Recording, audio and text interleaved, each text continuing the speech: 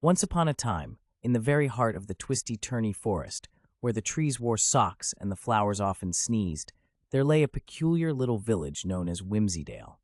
Flabbergasted by nature, the villagers comprised a myriad of oddities. There was Mrs. Flutterby, a lady whose conversations with invisible butterflies were legendary; Mr. Gibber, who conversed fluently in a language made exclusively of different hat tips; and Miss Whirligig, who inexplicably floated exactly 3 inches off the ground, much to the envy of her less buoyant neighbors. In Whimsydale, the most mundane occurrences were occasions for immense bewilderment. The postal service, for instance, was conducted by bumblebees, who, due to their forgetful nature, often delivered messages that were years, even decades out of date, creating confusing social situations. On one peculiar Tuesday, or it could have been a Thursday since the days themselves often swapped roles, the village woke to find that every color had shifted one shade to the left. Blue cows, purple trees, and a rather distressed green sun took some getting used to. Into this chaos stepped Mr. Fig, a wanderer with a penchant for collecting oddities.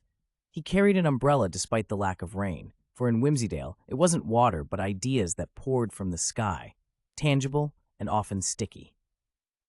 Mr. Fig arrived, drawn by rumors of a place where nonsense was the currency and reasoned logic a mere myth. He was dressed in a coat made of puzzle pieces, which, in an act of defiance, never fit together. Upon his entry, the villagers gathered, their faces twisted in puzzlement as they inspected the newest anomaly.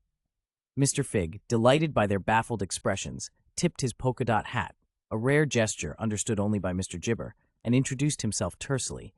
Mr. Fig, purveyor of perplexity. His first night in town, Mr. Fig was invited to dinner by Miss Whirligig, who hummed enigmatically while floating around her kitchen preparing intangible soup, a local delicacy that filled you up with thoughts instead of calories. As they dined on whispered secrets and invisible broth, an urgent knocking disrupted the peaceful absurdity. "News, news, the river's turned into a giant ribbon," exclaimed a breathless Mrs. Flutterby, who had followed a very insistent butterfly to the scene. True enough, the once babbling brook now flowed silently, a wide satin ribbon reflecting moonlight in a rather fetching pattern of cerulean and gold.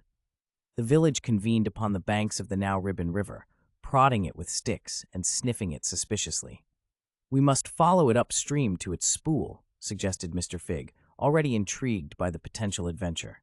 And so, with a collective shrug of resigned curiosity, the entire village started on what would be known as the Great Unraveling.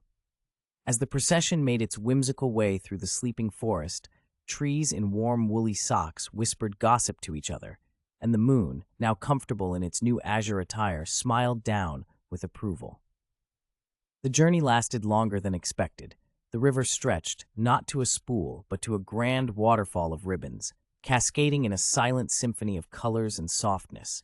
Atop the waterfall, guarded by a parliament of philosophical owls, sat an enormous cat, purring contentedly as it playfully batted the ribbons with its mighty paws. "This is the source of your ribbon river," Mr. Fig announced cheerfully to the gaping villagers. "But why a cat?" asked Mr. Gibber, tipping his hat in utter confusion. "Why indeed?" replied Mr. Fig, pulling out his patchwork notebook to jot down this new riddle. In Whimsydale, not every puzzlement required resolution. Sometimes, merely marveling at the mystery was enough.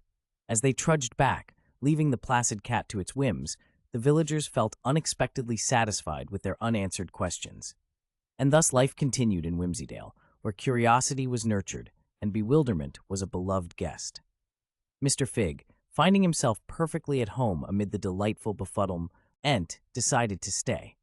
After all, in a world where certainty is uncertain, what's more promising than a never-ending stream of wonders?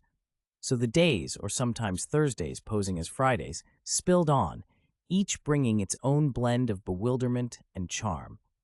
And in the heart of twisty-turny forest, the tale of Mr. Fig and the Ribbon River was woven into the ever-confounding tapestry of Whimsydale, ensuring that the village and its story remained an enigma, blissfully flabbergasted and gloriously unclear.